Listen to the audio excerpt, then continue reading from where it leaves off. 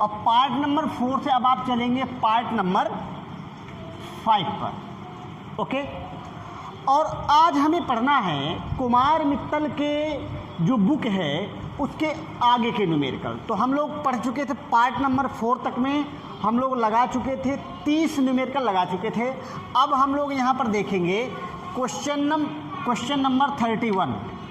Question number 31 आपसे कह रहा है कि टंगस्टन के तंतु का 200 डिग्री सेंटीग्रेड पर प्रतिरोध 400 ओम है। यानी कि टंगस्टन धातु है ये, ठीक है, इसके तंतु का 200 डिग्री पर प्रतिरोध, यानी कि आपको दिया गया है कि T = जो दिया गया है 200 डिग्री, ये दिया गया है, ठीक है। और इस पर यानी कि RT यानी कि R200 = आपको दिया गया है कितना है, ये दिया गया है आपको 148 ओम, 148 ओम ये दिया गया है। अब आपसे कह रहा है टंगस्टन का प्रतिरोध ताप गुणांक अल्फा, यानी कि प्रतिरोध ताप गुणांक आपको दिया गया है 0.0045 ये दिया गया है। आपसे कह रहा है कि 0 डिग्री सेंटीग्रेड और 500 डिग्री सेंटीग्रेड पर इसके प्रतिरोध क्या होंगे। आपको दो चीज़ें निकालनी हैं। सबसे पहला निकालना है R 0 डिग्री सेंटीग्रेड पर, यानी कि 0 डिग्री सेंटीग्रेड का जो प्रतिरोध है वो कितना होगा। और दूसरी चीज़ आपको निकालनी है R 500 डिग्री सेंटीग्रेड का प्रतिरोध आपको निकालना है। 2 डिग्री सेंटीग्रेड का रेजिस्टेंस अब हम लोग निकालेंगे। तो आपको मालूम है क्या होता फार्मूला, RT = होता है R0 × 1 + αT, ये फार्मूला होता है आपका। ओके, तो RT यानी कि दिए गए रेजिस्टेंस, दिए गए टेम्परेचर का रेजिस्टेंस, तो दिए गए टेम्परेचर का रेजिस्टेंस तो आपका ये है 148 ओम, और 0 डिग्री सेंटीग्रेड का रेजिस्टेंस अपन को निकालना है 1 + अल्फ़ा की वैल्यू हमको दिया गया है। अल्फ़ा की वैल्यू कितनी दी गई है, ये दिया गया है 0.0045, और टेम्परेचर क्या है, कितना है 200 डिग्री सेंटीग्रेड ये है, ठीक। अब आप इसको कैलकुलेट करिए। अगर अब आप यहाँ पर ध्यान से देखें तो 2 0 से 2 0 कैंसिल आउट हो जाएंगे। अब आप इसको कितना लिख सकते हैं, 148 = R0 1 + 0.9। ओके, अब आप इसको ऐड करके इससे डिवाइड कर दीजिए तो कितना हो जाएगा, ये R0 = यानी कि R0 0 डिग्री सेंटीग्रेड का टेम्परेचर = कितना हो जाएगा 148/1.9। जब आप 148 में 1.9 से डिवाइड करेंगे तो ये जो R0 है, R0 की वैल्यू कितनी आ जाएगी 78 ओम इतना। यानी कि 0 डिग्री टेम्परेचर का जो रेजिस्टेंस है वो आपको कितना निकल करके आया 78 ओम। क्लियर है। आइए इसके बाद इसी क्वेश्चन में आपसे कह रहा है कि 500 डिग्री सेंटीग्रेड पर रेजिस्टेंस कितना होगा। तो अब हमें निकालना है R 500 का रेजिस्टेंस कितना होगा। तो कितना हो जाएगा R0 × 1 + αT। ओके, अब आगे देखिए जरा, R0 की वैल्यू आपने निकाल लिया, वो कितनी है 78। यहाँ पर कितना हो जाएगा 1 + अल्फ़ा की वैल्यू आपको मालूम है कितनी दी गई है 0.0045, और टेम्परेचर कितने पर भाई, टेम्परेचर है आपका 500 डिग्री सेंटीग्रेड पर। तो ये हो जाएगा आपका 5 डिग्री सेंटीग्रेड, ये टेम्परेचर हो जाएगा। अब आप इसको कैलकुलेट करिए तो ये 78 आपका ज्यों का त्यों, ये 1 + 00 ये आपके कैंसिल आउट होकर के इधर आ जाएंगे तो 45 बना देगा वो। और ये कितना हो जाएगा 5 × 5 = 25 की 5 हासिल की 2, 5 × 20 और 2 22, यानी कि ये बना देगा 2.25। ओके, अब आप इसको इससे कैलकुलेट करिए तो 78 × 3.25, और जब आप इसको कैलकुलेट करेंगे तो R 500 यानी 500 डिग्री सेंटीग्रेड का जो इसको कैलकुलेशन के बाद आएगा वो आएगा 253 ओम। क्या मेरी बात एकदम क्लियर है? इतना 32। देखिए क्वेश्चन नंबर है आपके सामने ये 32। क्या कह रहा है? एक चांदी के तार का 0 डिग्री सेंटीग्रेड पर प्रतिरोध 1.25 ओम है। इसके प्रतिरोध को 2 गुना करने के लिए इसे किस ताप तक गर्म करना होगा? चांदी का प्रतिरोध ताप गुणांक 0.00375 प्रति डिग्री सेंटीग्रेड है। क्या चांदी के सभी चालकों के लिए यही ताप होगा? अब आप जरा समझिए, आपके पास एक वायर है, ओके। इस वायर का 0 डिग्री सेंटीग्रेड पर, यानी कि 0 डिग्री, जब टेम्परेचर कितना है? टेम्परेचर 0 डिग्री सेंटीग्रेड है, तो इस पर इसका जो रेजिस्टेंस है वो कितना दिया गया है? वो दिया गया है 1.25, ओके। फिर आपसे क्या कह रहा है? इसके प्रतिरोध को 2 गुना कर दिया जाए। यदि इसके प्रतिरोध को 2 गुना कर दिया जाए, ठीक है, रेजिस्टेंस यानी कि टी, आर टी, इसको क्या कर दिया जाए? 2 गुना कर दिया जाएगा तो कितना हो जाएगा? ये हो जाएगा 2.5। तो आपसे ये कह रहा है कि 2 गुना रेजिस्टेंस करने के लिए इसको हमें किस टेम्परेचर तक, तो हमने कहा टी टेम्परेचर तक इसको गर्म करना पड़ेगा। इस टी की वैल्यू हमें बतानी है, ठीक है। और इस तार का जो ताप गुणांक है अल्फा है, वो आपको दिया गया है। वो कितना दिया गया है? 0.00375 इतना दिया गया है, ठीक है। तो आइए देखते हैं, यानी कि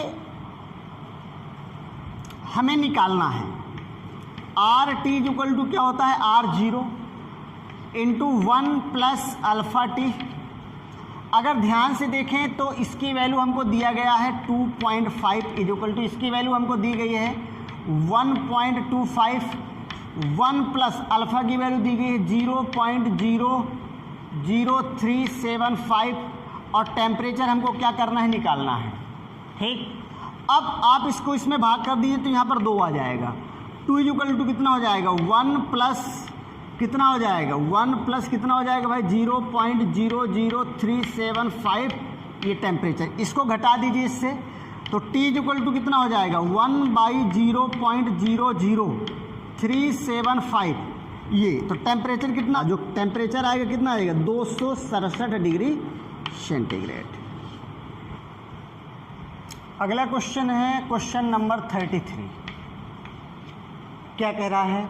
जरा देखिए, आपसे कह रहा है कि एक बल्ब है हमारे पास में इस प्रकार से, और इस बल्ब का जो 100 डिग्री सेंटीग्रेड टेम्परेचर है, जब टेम्परेचर कितना है? 100 डिग्री सेंटीग्रेड टेम्परेचर है इसका, तो इस कंडीशन पर इसका जो रेजिस्टेंस है वो आपका R100 है। R100 इक्वल टू आपको दिया गया है 100 ओम। क्लियर है? जब इसका रेजिस्टेंस RT इक्वल टू 200 हो, तब आपको इसका टेम्परेचर क्या करना है? ज्ञात करना है। पहली बात तो हमें इसका क्या ज्ञात करना है? टेम्परेचर। कब? जब इसका रेजिस्टेंस कितना हो? 200। और ये जो बल्ब है इसका ताप गुणांक आपको दिया गया है अल्फा इक्वल टू 0.005 इतना दिया गया है। आइए देखते हैं। तो सबसे पहले तो इसका 0 डिग्री सेंटीग्रेड का रेजिस्टेंस निकाल लीजिए। तो आपको मालूम है क्या होता है? RT इक्वल टू कितना होता है भाई? R0 into 1 plus alpha T, ये होता है फार्मूला। RT इनिशियली कितना था? इनिशियली आपका 100 था, तो आप क्या लिखेंगे? यहाँ पर आप लिखेंगे 100 इज इक्वल टू R0 की वैल्यू हमें निकालनी है 1 प्लस अल्फ़ा की वैल्यू 0.005, टी की वैल्यू हमको दिया गया है 100, ओके। अगर अब आप यहाँ पर ध्यान से देखें तो ये 100 इज इक्वल टू हो जाएगा R0 1 प्लस ये आपका निकल आएगा 0.5। अब आप इसको कैलकुलेट करिए तो R0 इज इक्वल टू हो जाएगा 100/1.5। क्लियर है? तो जब आप इसको कैलकुलेट करेंगे तो R0 की जो वैल्यू आएगी आप इसको लिख सकते हैं 1000 बाई कितना? 15। तो इसको 5 से डिवाइड कर दीजिए तो कितना आ जाएगा? ये R0 इक्वल टू कितना आ जाएगा आपका 200 बाई कितना हो जाएगा 3 ओम, यानी कि जो 0 डिग्री सेंटीग्रेड का रेजिस्टेंस है वो कितना है 200/3। हमें निकालना किसका टेम्परेचर, हमको ये निकालना है कि जब इसका रेजिस्टेंस 200 हो, जब इसका रेजिस्टेंस कितना हो 200 ओम हो, तब इसका टेम्परेचर कितना होगा। तो आइए जरा देखते हैं। पुनः आप उसी बात को ले लीजिए, RT is equal to R0 1 plus alpha T. ये अब अगर ध्यान से देखिए तो RT की वैल्यू आपको दी है, ये है कितनी है 200 है। R0 की वैल्यू कितनी है 200/3, 1 प्लस अल्फा की वैल्यू 0.005 और T तो आपको निकालना ही है। तो अगर ध्यान से देखें तो 200 से 200 कैंसिल आउट, 3 इधर आपका हो जाएगा, इसका पक्षांतर कर दीजिए तो 0.005 T इज इक्वल टू 2 हो जाएगा। ओके, अब T इक्वल टू कितना हो जाएगा, T इक्वल टू हो जाएगा 2/0.005। अब T की वैल्यू कितनी हो जाएगी 400 डिग्री सेंटीग्रेड। तो ये टेम्परेचर जो आपका आएगा वो कितना आएगा 4 डिग्री सेंटीग्रेड। अगर इसका रेजिस्टेंस हमें कितना करना है 200 ओम करना है तो हमें इतने टेम्परेचर की ज़रूरत पड़ेगी। अब आपके सामने एक अगला क्वेश्चन है, क्वेश्चन नंबर है 34। क्या कह रहा है क्वेश्चन, जरा ध्यान दें।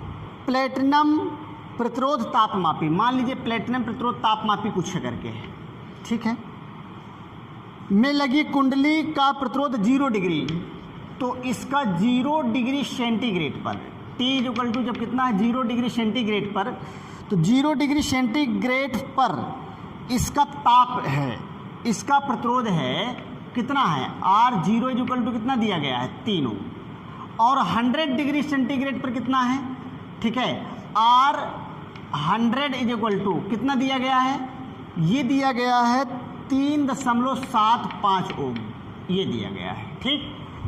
अब आपसे कह रहा है कि RT जब इसका ताप कितना हो T डिग्री सेंटीग्रेड हो, तब इसका प्रतिरोध RT इक्वल टू कितना हो जाता है, ये हो जाता है आपका 3.15।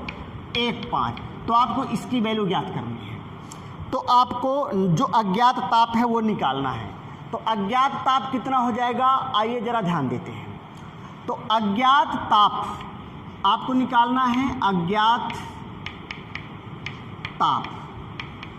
थ्योरी क्लास में आपको एक फार्मूला ड्राइव कराया गया कि T इक्वल टू क्या हो जाएगा RT माइनस R0 बाई दिया गया टेम्परेचर तो R100 माइनस R0 इंटू कितना 100।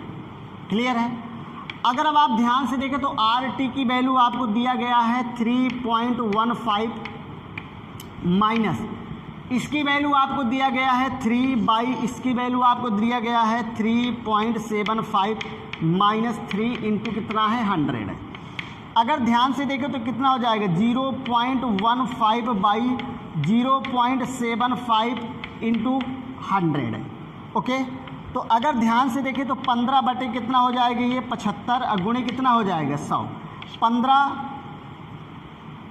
15 पना 75 5, अब 5 20 पंचे 100, तो जो टेम्परेचर आ जाएगा वो कितना आ जाएगा 20 डिग्री सेंटीग्रेड। ये नया टेम्परेचर होगा आपका। ओके, इसमें 35 ये 35 क्वेश्चन। ओके, आपसे कह रहा है कि एक कार्बन के तंतु का 0 डिग्री सेंटीग्रेड का प्रतिरोध 104 ओम है। एक कार्बन तंतु ये ठीक, इसका 0 degree centigrade T equal to 0 degree centigrade का जो प्रतिरोध है वो कितना है, वो है 104 ओम। ये दिया गया है 104 ओम।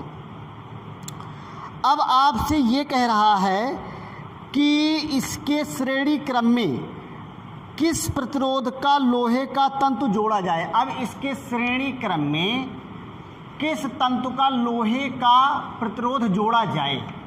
ये लोहे का मतलब है आयरन, ठीक है, लोहे का तंतु जोड़ा जाए कि संयुक्त प्रतिरोध बदलने पर भी ना बदले, कि संयुक्त ये जो प्रतिरोध है वो बदलने पर भी ना बदले। लोहे का प्रतिरोध गुणांक, लोहे का प्रतिरोध गुणांक, आपको लोहे का प्रतिरोध गुणांक अल्फा आई इक्वल टू दिया गया है 0.0052, ये प्लस का है लोहे का। अब इसके बाद कार्बन का दिया गया है alpha C equal to minus का 0.0003, ये दिया गया है, इतना दिया गया है। ये कार्बन का है, ये क्या है, लोहे का। ये किसका रेजिस्टेंस है, ये रेजिस्टेंस है कार्बन का, ये रेजिस्टेंस है आपका लोहे का। ठीक है, तो लोहे का प्रतिरोध हमको क्या करना है, ज्ञात करना है। ठीक है, आइए देखते हैं। जैसा कि आपने थ्योरी क्लास में पढ़ा कि थ्योरी क्लास में आपको एक फार्मूला पढ़ाया गया था R0I, और ये क्या हो जाएगा अल्फा आई इक्वल टू कितना हो जाएगा R0C, और ये क्या हो जाएगा अल्फा सी, ये हो जाएगा। ये किसका है, आयरन का है, और ये कार्बन का। पहले कार्बन का लिख लीजिए। 0 डिग्री सेंटीग्रेड पर कार्बन प्रतिरोध कितना है 104, ठीक। और अल्फा सी कितना दिया गया है आपको, अल्फा सी की वैल्यू ये हो जाएगी 0.0003 हो जाएगा। अब आप हमें निकालना है R0I की वैल्यू निकालना है, अल्फा आई की वैल्यू हमको दी गई है 0.0052, इतना दिया गया है। अब आप इसको इससे डिवाइड कर दीजिए, तो R0I इक्वल टू कितना हो जाएगा 104 इंटू 0.0003, बाई कितना हो जाएगा 0.0052। 4 अंक बाद दशमलव इसमें, 4 अंक बाद दशमलव इसमें, दोनों कैंसिल आउट हो जाएंगे। तो ये कितना हो जाएगा 104 गुणे 3 बटे कितना हो जाएगा 52, 52 दूनी 104, 2 3 दूनी 6, तो इसका रेजिस्टेंस कितना आ जाएगा 6 ओम। क्लियर है। अगला क्वेश्चन है क्वेश्चन नंबर 36। क्या कह रहा है, एक निर्वात नलिका में एनोड तथा कैथोड के बीच का विभवांतर 480 वोल्ट है। एनोड तथा कैथोड, एक नलिका है इस प्रकार से, एनोड कैथोड, इनके बीच का जो विभवांतर है 480 वोल्ट। अब इस कैथोड से चल करके इलेक्ट्रॉन एनोड की तरफ आते हैं, कुछ ऐसा करके है, ठीक है। एनोड तथा कैथोड के बीच का विभवांतर 480 वोल्ट है। 10 सेकेंड में एनोड पर कितने से एनोड, ये एनोड है, ये कैथोड है।